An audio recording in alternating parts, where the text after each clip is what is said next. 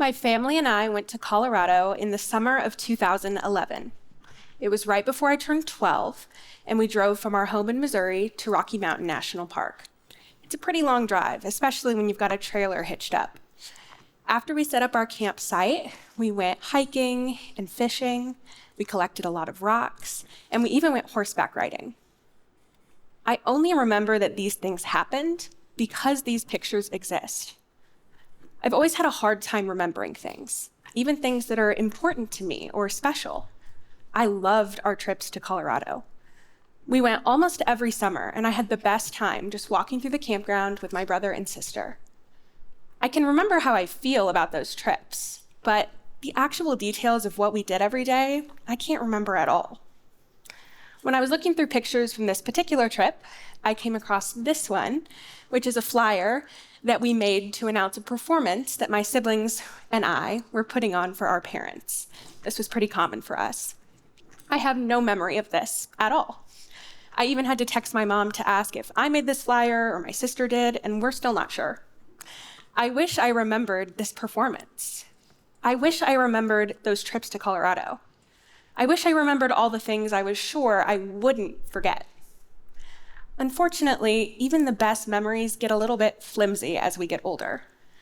We start to forget the details that really make our lives worth living. But when something really unusual or exciting or important happens to us, we want to remember it. That's the tricky thing. Wanting to remember and actually remembering are not the same thing. And as we collect more memories, we're really asking our brains to keep track of a lot of things all at the same time. When I say memories, what I really mean are stories. A lot of the stories in our daily lives are temporary. After they're told, they disappear and are replaced with new ones. And that's okay. Not every story can stick around forever.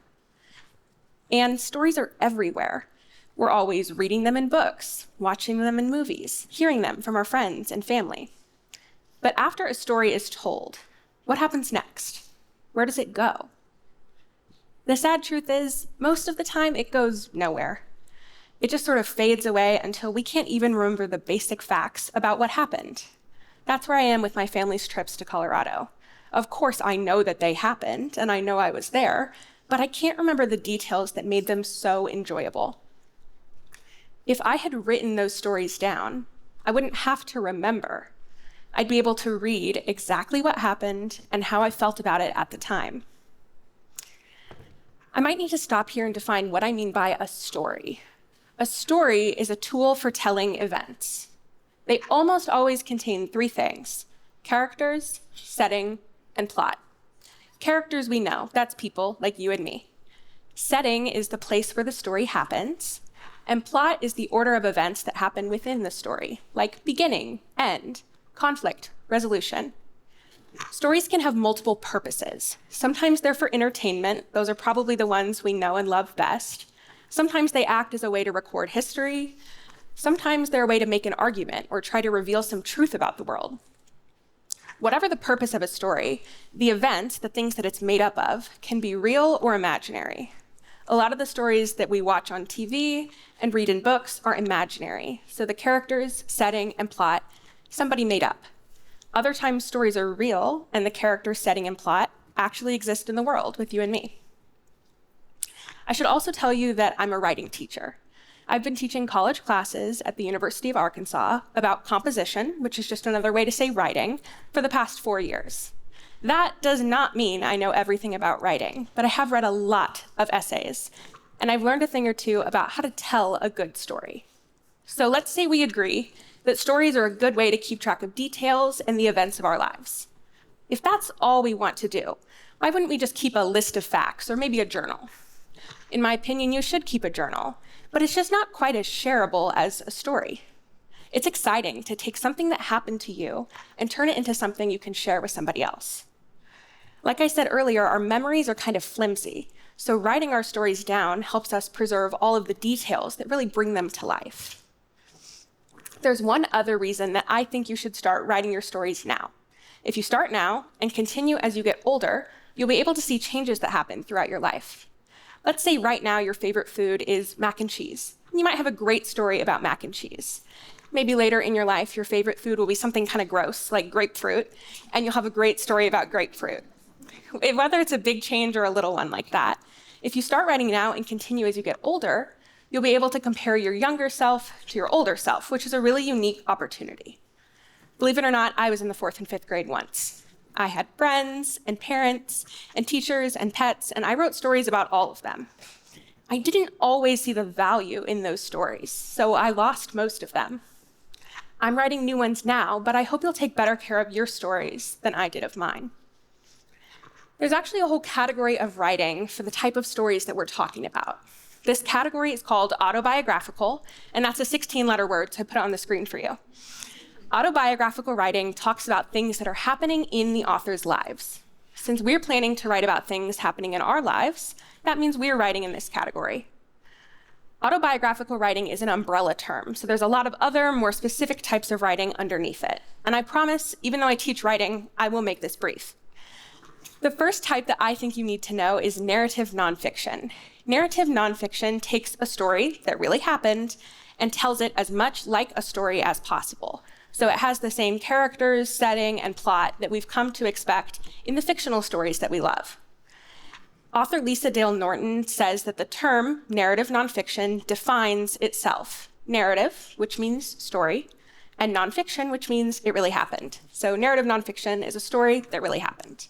The best time to write narrative nonfiction would be if you were telling the experience of a specific event, like this TEDx conference, or a really good birthday party, or something with details that you think need to be preserved.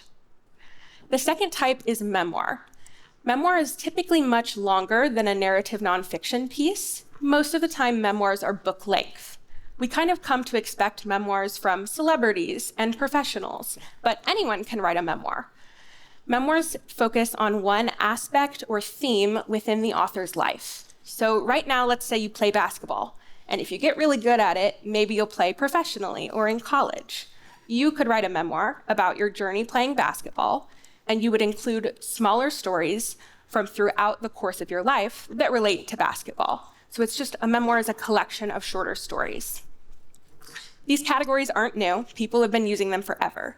I've chosen 2 examples of students like you who have used these categories of writing to tell their own stories and make a difference in the world. First is Anne Frank, a 13-year-old girl forced into hiding when the Nazis took over her home in the Netherlands. Anne and her family were Jewish. The Nazis forced many Jewish people to go to work camps, where they were required to do heavy labor and live in horrific conditions. Anne's father wanted to prevent his family from this fate, so he decided it would be best to hide them. They hid together in an attic for about 2 years. During these years, Anne wrote many entries in her diary. Many of these entries were autobiographical stories where she explained her own experience and her thoughts and feelings about being in hiding, and also her thoughts and feelings about being a young girl. Some of these stories were also imaginative, so she created characters and setting and plot, mostly for entertainment. She had planned to publish these stories after the war, but about 2 years into their hiding, they were discovered. Anne and her family were split up and sent to work camps where Anne passed away. Her father, though, survived and published her stories, fulfilling her dream of becoming an author. Her stories have been translated into dozens of languages and read by people all over the world.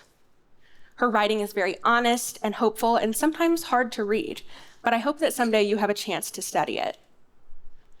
I'm sure some of you have seen her face before. When she was 11 years old, Malala Yousafzai started writing stories about her life in Pakistan. Malala was living under the rule of the Taliban, and the Taliban was a militant group that took over Pakistan after a civil war. The Taliban made it illegal for girls and women to go to work and school. Malala knew that girls like her belonged in school, so she kept going. She started writing blog posts and publishing them online about her experience going to school and the risks that were associated with that. Those blog posts garnered a lot of attention to her family and community, some good attention and some bad. She paid a very high price to continue getting her education, but she was able to complete it.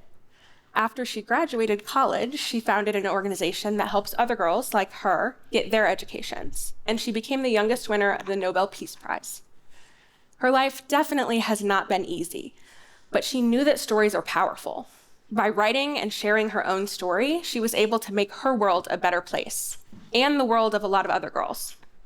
You might be thinking about Anne and Malala and saying to yourself, nothing that incredible is happening in my life, so I must not have anything to write stories about.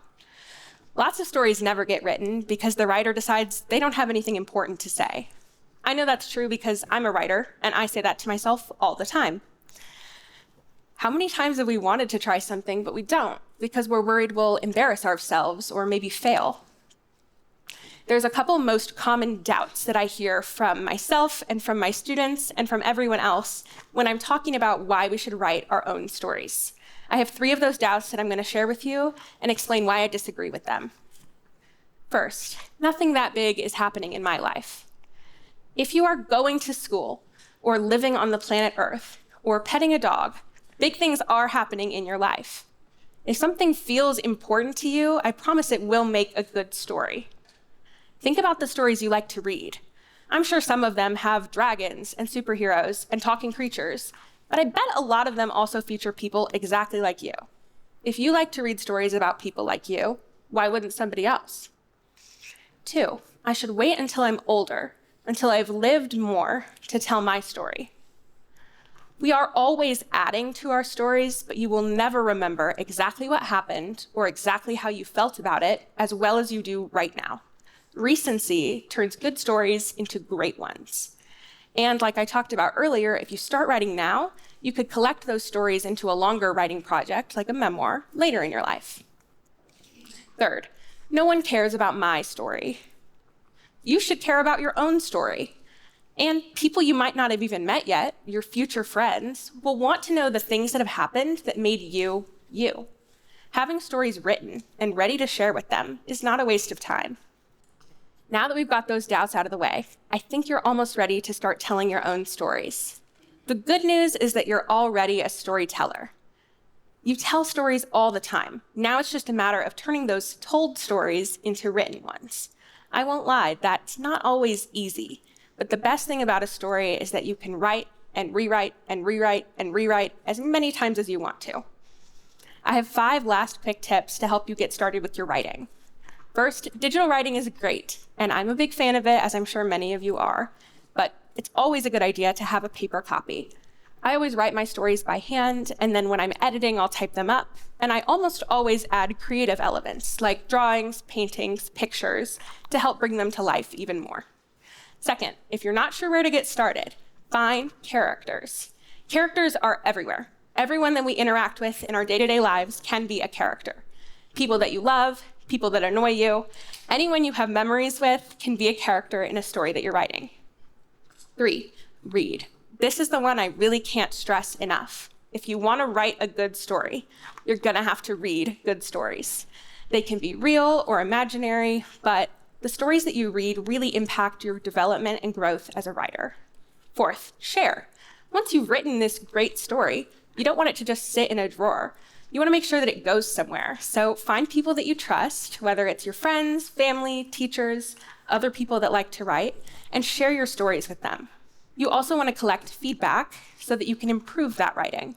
5th, and most importantly, you need to have a voice.